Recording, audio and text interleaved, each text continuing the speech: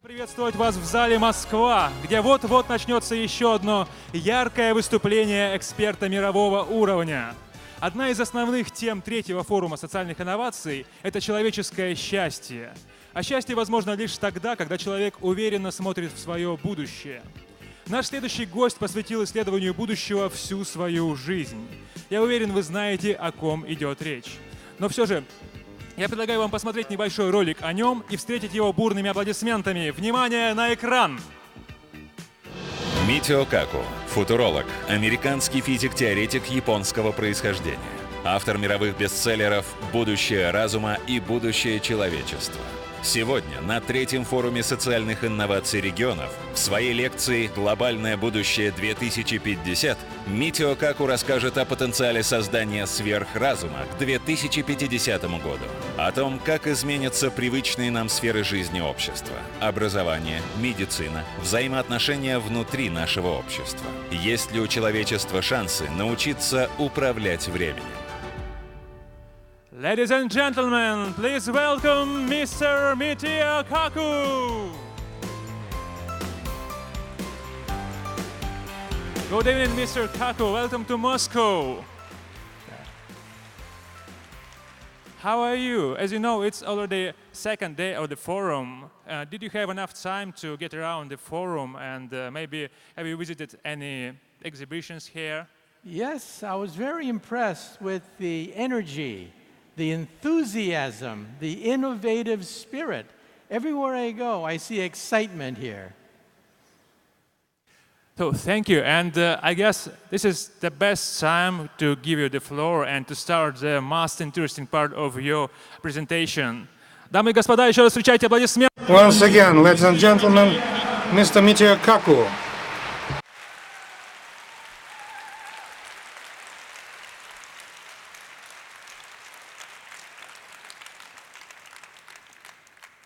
Well, after such a great introduction, I can't wait to hear the speaker myself. First of all, I'm going to talk to you today about the future. The next 20, 30, the next 50 years into the future. And I've had the privilege of interviewing over 300 of the world's top scientists for the Discovery Channel, BBC television, to give you the most authentic look at the future. And whenever I interview these top scientists, I always ask them the most important question of all. I ask them the key question, and that question is there intelligent life on the earth? Well, sometimes I really doubt it. I was watching television, American TV the other day, and I'm almost convinced there's no intelligent life on this planet. But today, we're going to talk about how your job, your health, your future is going to be tied to technology and science. I'm a physicist. What do physicists do anyway? We are the ones who invent the future. We invented the transistor, which makes possible this conference. We invented the laser, which makes possible the internet. We wrote the World Wide Web.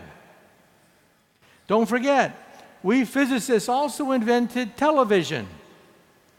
We invented radio, radar, microwaves. In the hospital, we invented the X-ray machine, the MRI scan, and don't forget, we also invented the space program, the GPS satellites, all of them. And today, we're going to talk about how physicists are inventing your future. But first of all, we have to ask the question, where does wealth and prosperity come from? You know, politicians would say that wealth and prosperity come from taxes. You tax Peter to pay Paul. But that's a zero-sum game. It doesn't create wealth. I say wealth, prosperity is created by science and technology. But science and technology comes in waves. We've had 3 waves of innovation in science. The first was when we physicists worked out the laws of heat, thermodynamics. That gave us the steam engine, the Industrial Revolution.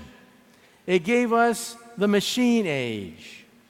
Later, we physicists worked out the laws of electricity, the laws of magnetism, and that gave us the electric age. Then, we physicists invented the laser, the transistor, the computer, and that gave us the high-tech age of today. So, here is the question for you. The question for you is, what is the 4th wave?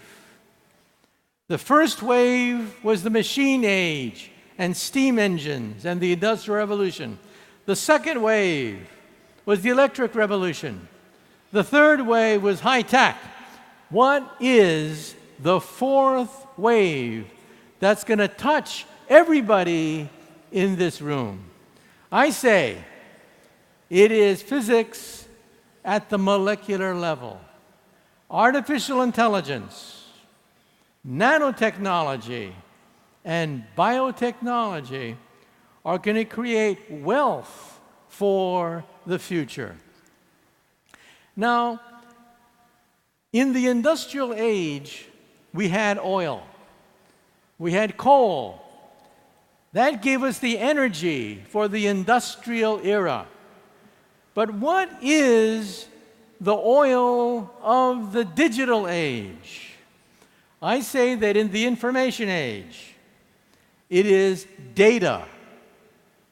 Oil fueled the industrial world. Data is fueling now the modern day world, the world of the 4th wave of innovation and science. How do we process data? Well, with oil, we have oil refineries. With data, we have analytics. Analytics allows us to crunch the numbers for data. But then you need intelligence, artificial intelligence, human intelligence to apply this data, to use it in usable form. This is where artificial intelligence will process the oil of the future. Data is the oil of the future. And what is driving this is Moore's Law. Why are we here today? We're here today because of this curve. This curve says that computer power doubles every 18 months. Every 18 months, computer power doubles. Today, if you get a birthday card with a chip in it, you open it up, and it sings, "Happy birthday to you." That chip has more computer power than all the Allied forces of 1945. Stalin, Hitler, Eisenhower, Churchill would have killed to get that chip. And what do you do with that chip? You throw it away in the garbage. Now look at the year 1969. In 1969, we went to the moon. But what did we have in 1969? 60K processors. You realize that your cell phone today has more computer power than all of the American and Russian space program of 1969. That's how powerful your cell phone is today. And now look at the future. This is how we predict the future. But we should also say there's a warning. This curve cannot go on forever. It is already slowing down. One day, Silicon Valley could become a rust belt. And we'll talk about that in a moment. So we're talking about a revolution now in artificial intelligence. What is artificial intelligence? Artificial intelligence has at least three major types we'll talk about today. First, robotics. Machines that can move, that duplicate human motions. Mechanical devices that look almost human. Second, pattern recognition. Recognizing patterns in huge mountains of data. And then third, learning machines. Machines that actually improve themselves. You see, we made a mistake 50 years ago. 50 years ago, we made a huge mistake. We scientists thought that the brain was a computer, a digital computer. Wrong. The brain has no software. The brain has no programming. The brain has no Windows. The brain has no Pentium chip. The brain has no CPU. The brain has no subroutines. The brain is not a digital computer. Then what is the brain? The brain, we now realize, 50 years later, we now realize that the brain is a pattern-seeking learning machine. It learns after making mistakes. It learns like a baby. This is the bottom-up approach. The top-down approach failed. The top-down approach was thinking that the brain is a computer, writing all the lines of code and software for thought. That's called the top-down approach. Wrong. That's not how nature does it. How does nature create intelligence? Nature starts with animals, and they learn from bottom up. So, in the future, artificial intelligence will be everywhere and nowhere. Today, doctors on the operating room have the internet right there. Your X-ray charts, your MRI scans, right there in the operating room on the internet. In the future, the doctor will talk to the internet. You will have RoboDoc, an artificially intelligent doctor in your lens. Doctors will talk to it, ask it for advice, even as it's operating on your body. And today we know that robots can analyze X-ray charts better than a human being. Robots already can analyze thousands of X-rays, spot cancers, early onset Alzheimer's, better than any human. And that's today. Data analysis, pattern recognition. And this is how we will communicate with this data. All this data will be generated right there in our eyes. Virtual reality today is for children. Children put on these glasses and they see a cartoon. In the future, scientists, educators, doctors will be able to analyze science, engines, machine parts right there on the internet. But there's a problem. The problem is you get seasick wearing these goggles. What you see and what you feel, there's a mismatch. And what happens? You throw up. We need a new internet. This is the internet of the future. The internet of the future will be in your contact lens.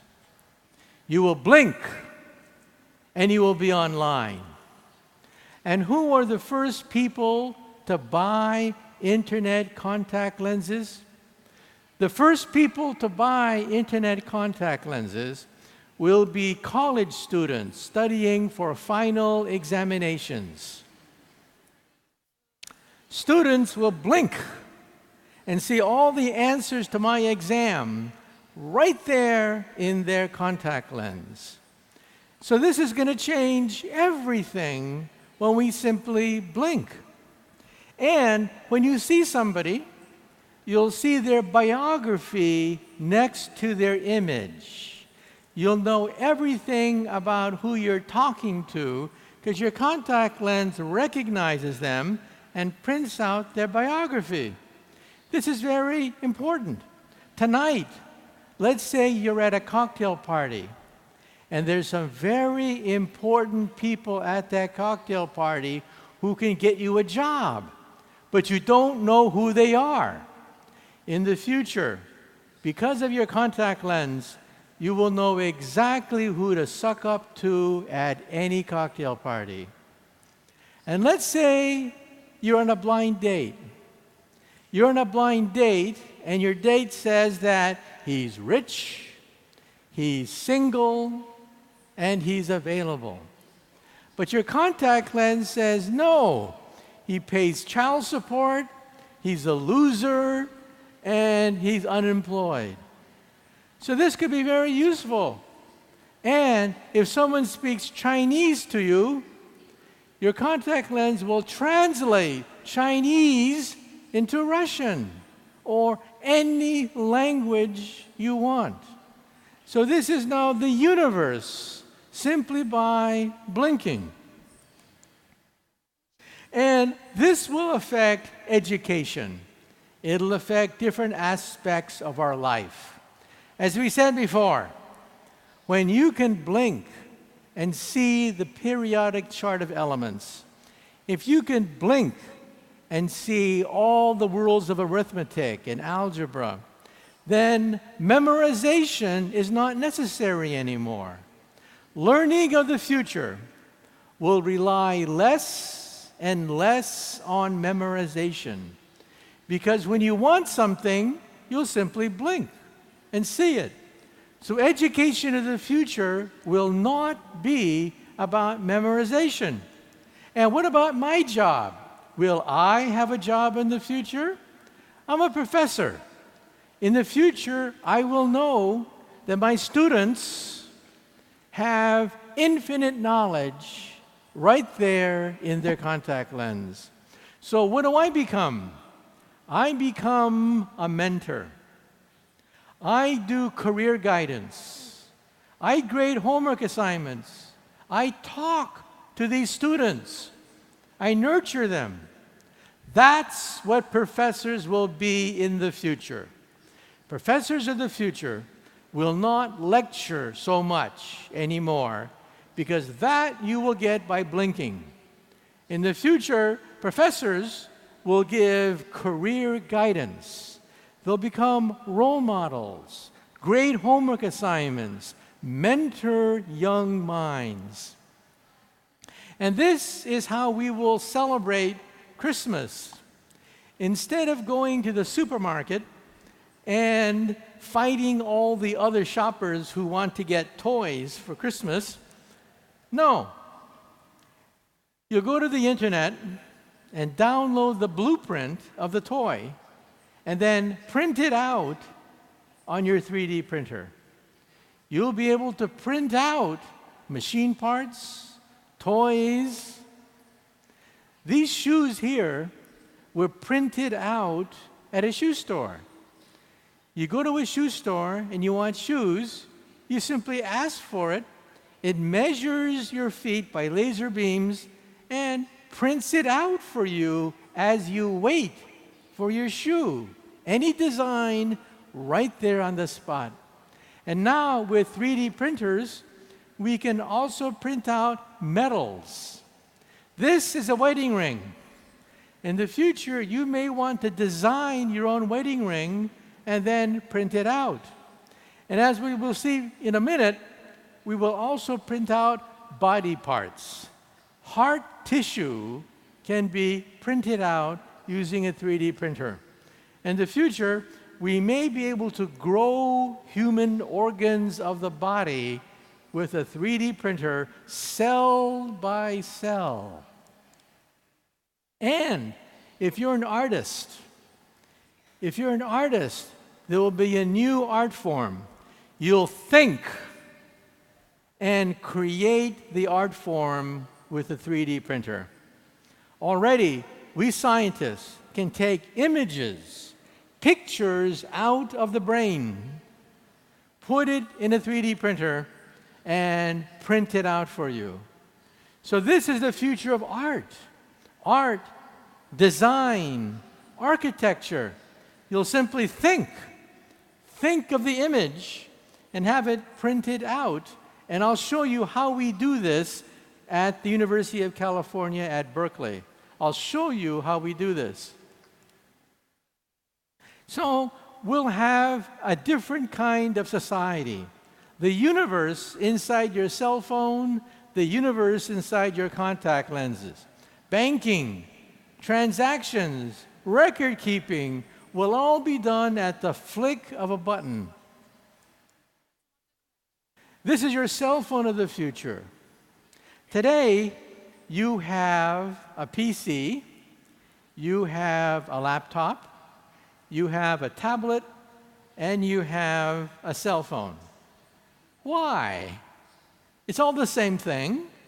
They have the same processor, but different size. Why? Because of the screen. In the future, your cell phone, you will scroll out a biggest screen as you want, type on it, fold it up, and put it back in. In fact, we can make yards of this stuff. This is the future of wallpaper. Wallpaper of the future will be intelligent. Let's say today your wallpaper is old, torn, discolored, stained, ugly. That's your wallpaper today. What do? You suffer. That's what you do. In the future, you go to the wall and say, mirror, mirror on the wall, please change color, please change design, please change everything. And let's say it's 4 o'clock in the morning and you feel a pain in your chest. Is it a heart attack? Or maybe it's the pizza you had last night. What are you going to do at 4 o'clock in the morning? In the future, you will go to the wallpaper and say, mirror, mirror on the wall, I want to talk to RoboDoc. Boom! A robot doctor or lawyer or engineer appears in your wallpaper, speaks perfect Russian, English, whatever language you want, has infinite knowledge of the internet, gives you sound legal and medical advice. Let's say you're driving your car and you get into a car accident in a small country where you don't speak the language, and it's 4 o'clock in the morning. What are you going to do? It's 4 o'clock in the morning. You can't speak the language. You don't understand the laws of that country. What are you going to do? In the future, you'll get on your wristwatch and talk to robo-lawyer. Robo-lawyer, robo-engineer, robo-doc are intelligent. They speak whatever language you want. They understand the laws, the medicine, the customs in any place where you may want to visit. So the future will be somewhat like science fiction. In science fiction, like in Star Trek, we have something called a holodeck where you can literally enter a new world right on the spot. And this is your car of the future. The car of the future will drive themselves. Not only that, the car of the future will park itself. So what happens is you get in your car, you go to work, and then you tell the car, park yourself. The car scans the city for all the empty parking spaces, parks itself. After work, you get on your wristwatch and say, pick me up, and the car picks you up. So in the future, you don't really need a car. You can simply rent a car. You simply talk to it, and it comes and picks you up. In fact, your car is going to become a robot. I say that the robotics industry will be bigger than the automobile industry of today. Think of the automobile industry. It's huge, right? Repairmen. We have mechanics. We have people who design cars. A huge industry. The robotics industry will be bigger because your car will become a robot. You will talk to your car. You'll argue with your car. You'll have intelligent conversations with your car. Your car will become part of the seamless future. And cars will fly. I was just in Dubai a few months ago, where already they're in negotiations for a fleet of flying cars. Cars that can fly. They're expensive, but yes, they already exist. And the future of transportation is supersonic transports. You know, I was in New York City yesterday. It took me 10 hours to fly from New York to Moscow. In the future, we'll do that in 2 hours. 1 hour to London, 2 hours to Moscow, because we will have supersonic jet planes. Now, once upon a time, we had the Concorde, the British-French supersonic Concorde. It was a failure. It went bankrupt. What happened to the Concorde? The Concorde went faster than sound, but it created a sonic boom. The sonic boom shattered glass, windows. Nobody wanted the Concorde to sail over their house. So it was a failure. But now we have supercomputers. Supercomputers that can create supersonic airflow. We can now create supersonic jets without the sonic boom. Think about that. Going from here to New York just in an hour or two. And even beyond that, we're going to go into outer space. Prices are dropping for space travel. You know the movie The Martian with Matt Damon? That movie, The Martian, cost $100 million to make. Hollywood spent $100 million making that movie, The Martian. Now, the Indian government sent a probe to Mars for $70 million. So a Hollywood movie about going to Mars costs more than actually going to Mars. That's how cheap space travel has come. And who knows? I believe that once we run out of space, once we begin to look what's out there, we may even bump into another civilization in outer space. We don't know, but there could be intelligent life in the universe. Now, I'm on radio, and many times people call me on the telephone to be on radio. And they say to me, Professor, you're wrong. You're wrong.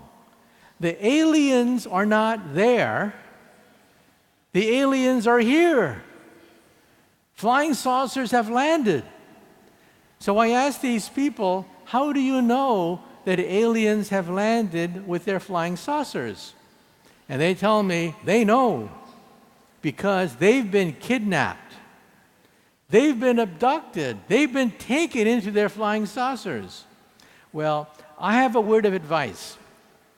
The next time you are kidnapped by a flying saucer, for God's sake, steal something. I don't care what you steal. There's no law against stealing from an extraterrestrial civilization. No law again against stealing from an extraterrestrial civilization. And steal anything. An alien pencil, an alien paperweight, anything to prove that you're correct. So I'm building up to something. When we have the internet in our contact lens, when we have the internet in our brain, what does all this mean for our daily life? When we buy things at the supermarket, when we go shopping, I say we're entering something called perfect capitalism. Now, what is capitalism? Capitalism is private ownership where prices are set by supply and demand. That's it. That's called capitalism. But capitalism is imperfect. You don't know what things really cost. You don't know who's cheating you. You don't know what the best bargains are. You don't know what the profit margin is. It's all guesswork. That's where the computer revolution comes in. The computer revolution gives you infinite knowledge of what you're buying, who's cheating you, how much do things really cost. And capitalism becomes perfect. And what kind of capitalism is it? It is less and less commodity capital and more intellectual capital. England, for example, England derives more revenue from rock and roll than the coal mining industry. Now think about it. When you think of a British coal miner, you think that's the worker, a British coal miner. But rock and roll generates more income than the entire coal industry. This is the future. The future is more perfect. Waste, friction, all the excesses of capitalism gradually being eliminated, and intellectual capital becoming more important than commodity capital. So every revolution has winners and losers. Unfortunately, there are losers in this revolution. Listen carefully. The biggest losers are repetitive workers. Workers that do the same thing over and over and over again. They're going to be wiped out. Sorry about that. But you know, today we don't have blacksmiths anymore. Today we don't have wagon makers anymore. But nobody cares. We don't need blacksmiths. We don't need wagon makers. And they became automobile workers anyway. The winners are, I'll get into that in a minute. First of all, people who grasp intellectual capital, capital of the mind, that is creativity, innovation, planning, strategizing, intellectual capital. Now, how do you become a billionaire? The internet has created more billionaires than any other technology in modern times. How do they do it? How do these people, when they're only 20 years old, become a billionaire? Well, it's no secret. First, you take an industry, any industry. Then you look for points of friction.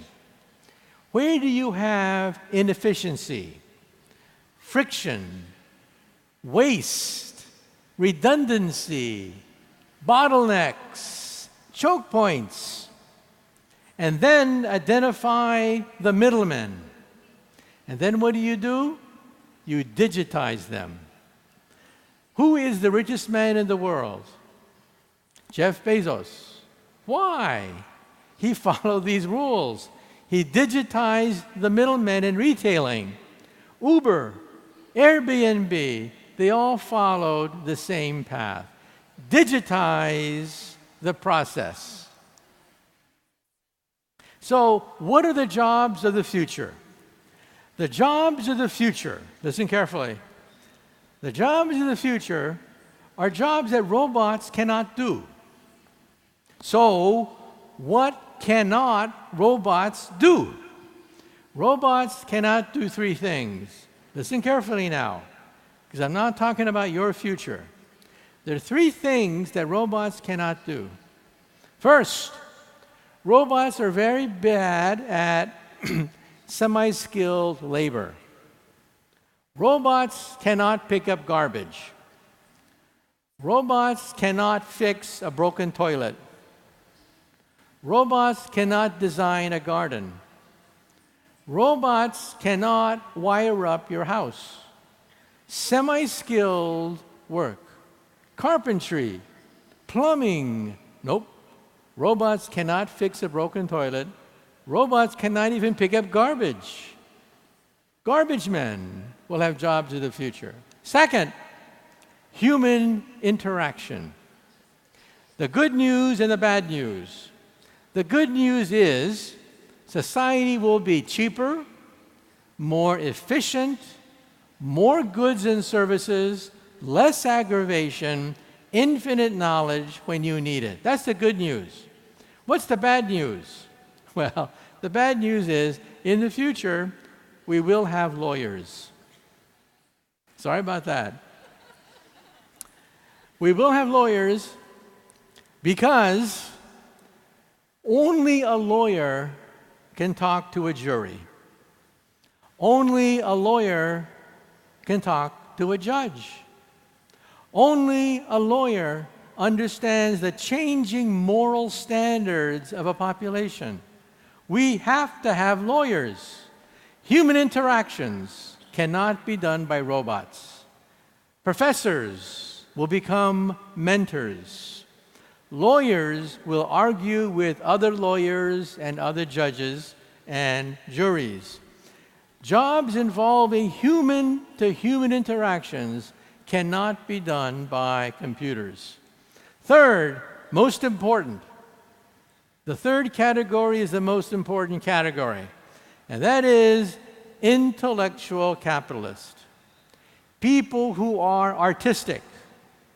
People who can write a novel, tell a joke, be on television, discover a scientific law, plan, strategize, products of the mind. Those are going to be the jobs that are the biggest category of the future. Robots cannot do any of these three things. And, as I mentioned, we're headed for some rough times. The Moore's Law, which makes everything possible, is ending. We've had Moore's Law for 50 good years, but now it's slowly coming to a halt. The age of silicon is ending. We have to go to the next generation, which is quantum computers.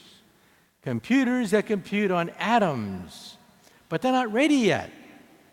Everyone's working on them. The Russians are working on them, the Americans, Google, Microsoft. Everybody is working on quantum computers, but sorry, they're not ready yet. But let's now talk about the biggest category of all. We talked about digitizing transportation. We talked about digitizing commerce. The big one is digitizing your body. We're talking about the digitization of medicine. Not just the digitization of goods. We're talking about the digitization of your DNA, because DNA is computer tape. So in the future, we will digitize every aspect of medicine, including diagnostics. This is a pill. Inside the pill is a chip with a camera and a magnet. You swallow it, you guide it with the magnet, and it takes beautiful pictures of the inside of your body, performs surgery, takes pictures of everything inside your body. This gives new meaning for the expression Intel inside. In the future, Intel will always be inside. And it is now possible to zap cancer cells one by one. These are called nanoparticles. They're being experimented with even today. They seek out and destroy cancer cells one by one. So let's talk about the future of cancer.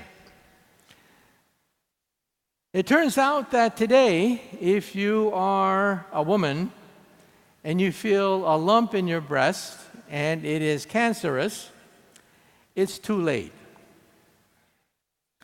They don't tell you this, but you have about 10 billion cancer cells growing in your breast, and surgery is needed immediately. No ifs, ands, or buts. You are on the operating table with 10 billion cancer cells growing in your breast. In the future, you will go to the toilet.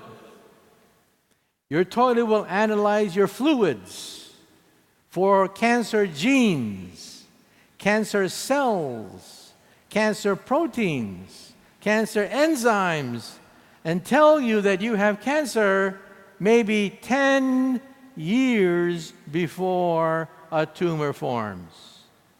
We will catch cancer when it's only maybe 100 cancer cells in a colony, not a tumor. So, ladies and gentlemen, what I'm telling you is that in the future, the word tumor will disappear from our language. We will no longer say tumor, because when you go to the bathroom, have a blood test, analyze your fluids, you will have a liquid biopsy right there on the spot, maybe 10 years before a tumor forms. We can now detect cancer cells using chips, cancer cells using liquid biopsies, analyzing your blood, analyzing your bodily fluids.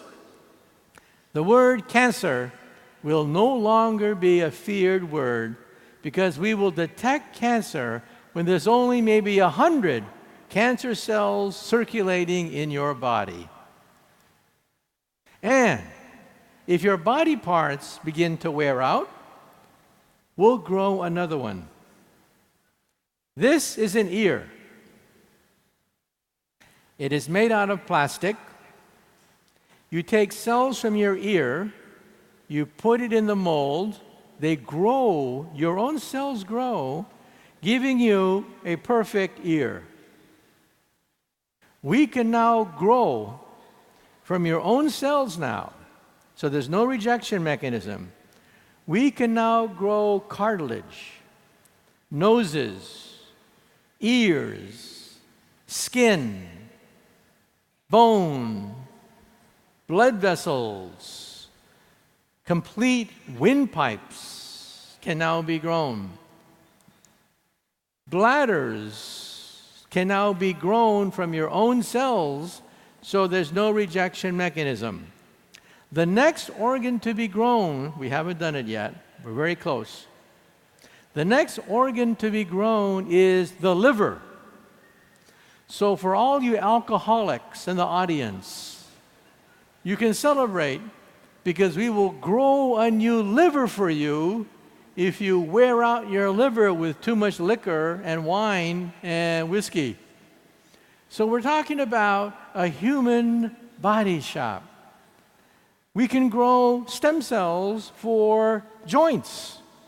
so arthritic people don't have to suffer for arthritis, because we can now grow cartilage.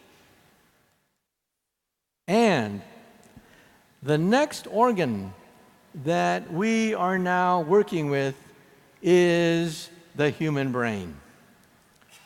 We are now undergoing what is called the Connectome Project, mapping the entire human brain. So far, we have mapped the brain of a worm and a fruit fly.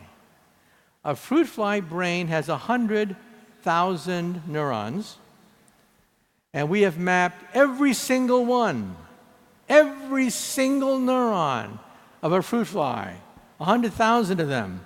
Next, we will then monitor the human brain.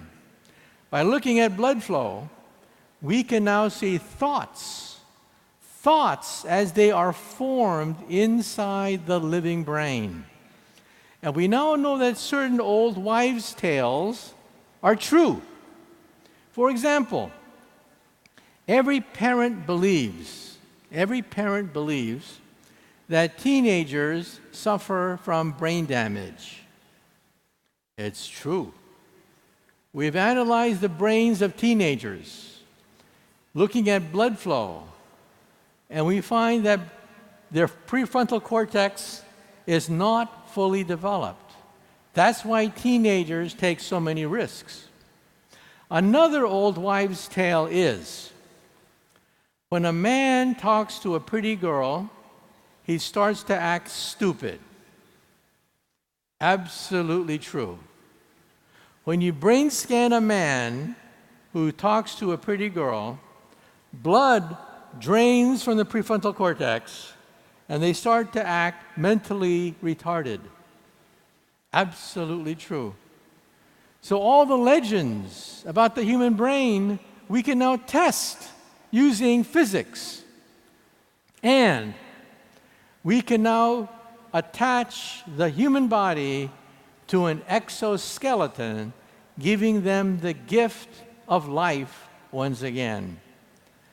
We can now take someone who's paralyzed and give them the ability to move. You know, 2 years ago, we had the soccer games in Sao Paulo, Brazil. 1 billion people watched that soccer game. The man who started that soccer game went up to the soccer ball and kicked it. Now, what's so strange about that? The man who kicked that football was totally paralyzed. He couldn't move anything. He was trapped inside a body that couldn't move. But at Duke University, they put chips in his brain, connected his brain to an exoskeleton, and he became Iron Man. And so it's possible to create a body. And it's also possible to make games out of it. On the upper right is something that you can buy in Japan. On the upper right, you see a headband. That headband monitors electrical activity in the brain. It has 2 ears on it. At a party, when you wear on these ears, if you talk to someone who's very interesting, the 2 ears light up like this. If you talk to someone who's boring, the 2 ears go like this. So at a party in Japan, you always know ahead of time if you're going to go home alone. And we can now record simple memories. This is amazing. 2 years ago, in mice, we recorded memories in the hippocampus of the brain. Now we're doing it with monkeys. We're now recording the memories of monkeys and putting it on the internet. This is very recent. The goal is to use this for Alzheimer's patients. Alzheimer's patients will have a brain chip. You push a button and memories come flooding into their brain. So this is something that we think is definitely possible. A brain pacemaker where memories are recorded and then sent into your brain. And this is, of course, somewhat like the Matrix. In the Matrix, reality itself was uploaded into the brain. Now, we can't do that. We can only record simple memories in animals. But yes, this is theoretically possible. And we can also begin the process of photographing a dream. One day, you will wake up in the morning, push a button, and see a video of the dream you had the previous night. How do you do it? This is how we do it at the University of California at Berkeley. On the left is the brain analyzed by an MRI machine. The MRI machine calculates blood flow at 30,000 locations in the brain, shown here. That's blood flow in the living brain. You now take these 30,000 dots and put them in a computer. The computer then recognizes patterns in these 30,000 dots and prints out a picture of what you're thinking. Now, at the top row, you see an elephant, you see humans at the top row. You see an airplane, you see people. Right below is a picture generated by a computer that scans 30,000 dots in your brain and then puts out a picture of what you are thinking of. And then when you go to sleep at night, the machine keeps on going and prints out your dream. Now, I've seen these pictures. They're very primitive. So we don't yet have a beautiful picture of a dream. But yes, it is now possible that one day we will take a picture of a dream. Also, there are some people who are lucid dreamers. When you dream at night, they know they are dreaming. They are awake. They're conscious, even when they dream. Now, I've had that. Maybe you've had it too. Sometimes you know you are dreaming. We can now prove using MRI that it is correct. Lucid dreaming is possible. You take a lucid dreamer, you put them on an MRI machine. The MRI machine says they are dreaming. The front part of their brain, the middle part of the brain, it looks like they're dreaming. But the prefrontal cortex is lit up. So they are awake when they dream. We can prove it now using MRI scans. So the BrainNet will become the internet in the next 20, 30 years. So again, within the next decade, you may see the internet in your contact lens. Beyond that, the internet will merge with your brain. You will be able to send emotions, feelings, memories on the internet. Teenagers will love it. Teenagers already put a happy face at the end of every sentence. In the future, teenagers will put memories at the end of every sentence. Memories of their dance, memories of their first date, right there. And this will help to break down barriers between people. Why do we have to fight? Why do we have to be angry at each other when we don't understand how other people feel? We will feel what other people feel. And this is the future of television, the future of the movies. You know, a long time ago, the movies had no sound. They were called the silent movies, like with Charlie Chaplin. Then sound came. Nobody wanted to see Charlie Chaplin anymore. Next, emotions are going to come. Who wants to see a movie? A movie is nothing but a two-dimensional picture that moves with sound. How boring. This is going to change the way we view entertainment of the future. And This will also affect immortality. Today, there is a company in Silicon Valley that offers to digitize you. You may be digitized in the future. We talked about digitizing commerce, digitizing transportation, digitizing media. Next, we're going to digitize you. One day you will go to the library. Instead of taking a book about Winston Churchill or whatever, you'll talk to him. You'll talk to a video, a hologram of Winston Churchill.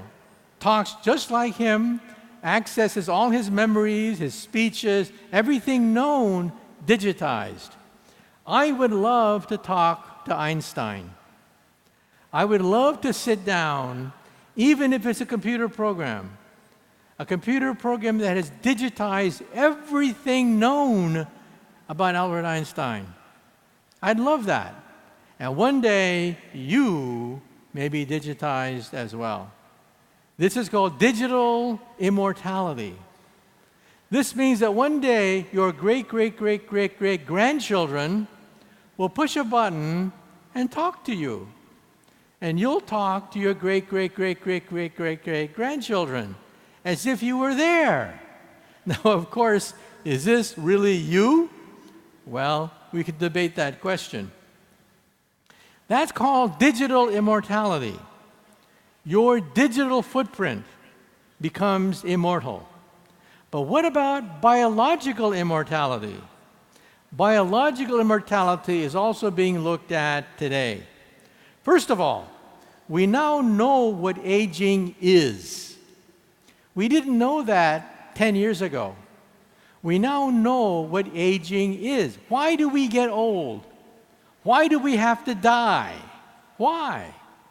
Well, we now know that aging is the buildup of error, mistakes. That's all aging is. Cells become old, sluggish, they don't work anymore because they're beginning to be full of mistakes. So, take a car. Where does aging take place in a car? Well, that's easy. In a car, aging takes place in the engine. That's where you have moving parts. That's where you have combustion, oxidation. The engine. What is the engine of a cell? The mitochondria. Bingo. We now know where aging takes place. And one day, we will scan thousands of people's DNA, and artificial intelligence will spot where the mistakes are and perhaps cure those mistakes. Now, animals age at different rates. For example, mice. Mice only live for about 2 years, plus or minus. But the Greenland shark, we now know, lives for over 400 years. We didn't know that. It turns out the Greenland shark has an eyeball that adds a layer as the years go by. By counting the layers of the eyeball, we can calculate the age of a Greenland shark. And they are between 400 and 500 years of age. And so what I'm trying to say is that one day, artificial intelligence may give us the fountain of youth. Artificial intelligence will scan the DNA of billions of people in the future and calculate where does aging take place in the mitochondria, but where, which genes are affected, and then perhaps give us a cure for the aging process. Now you may say to yourself, doesn't that mean we're going to have too many people on the planet Earth? Too many people that live forever? Well, who are the oldest people on Earth? On average, for the last 20 years, the world's record for longevity has been Japanese women. Japanese women, for 20 years in a row, live the longest on average. And what's happening to the Japanese population? It is collapsing. It's getting smaller and smaller. As countries get richer, they have fewer children. And so the problem is not overpopulation, the problem is underpopulation once you have prosperity and perhaps a fountain of youth. So let me now wind up by saying that we are entering the fourth wave of wealth generation. Artificial intelligence, nanotechnology, and biotechnology. But it also means that AI will generate new jobs, jobs that involve intellectual capital, and the internet itself will mutate. The internet will be in your contact lens, and eventually the internet will be in your brain. The internet will become BrainNet. You'll walk into a room, think, dictate emails, download movies, talk to people, feel what they feel just by thinking about it. And now let me end by saying a few things about myself. When I was a child, I had a role model. My role model was Albert Einstein. And let me tell you my favorite Einstein story. When Einstein was an old man, he was tired of giving the same talk over and over again. So one day, his chauffeur came up to him, and the chauffeur said, "Professor, I'm really a part-time actor.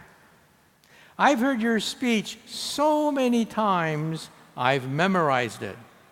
So why don't we switch places? I will put on a mustache, I will put on a wig, I will be the great Einstein. You could put on my jacket and be my chauffeur." Well, Einstein loved the joke, so they switched places. Well, this went along famously until one day, a mathematician in the back asked a very difficult question. And Einstein thought, oh, the game is up. But then the chauffeur said, that question is so elementary that even my chauffeur here can answer it for you. Thank you very much. And again, this is the future. Congratulations. You are among the winners. Every revolution has losers and winners. You represent the future. You represent planning, innovation, strategizing, intellectual capital. Congratulations, you are among the winners.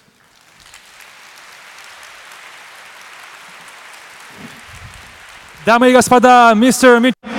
Ladies and gentlemen, Mr. Michio Kaku, your applause. Speech. Your every performance is a global event, and it's a great honor and good fortune for us to see here tonight. So thank you so much.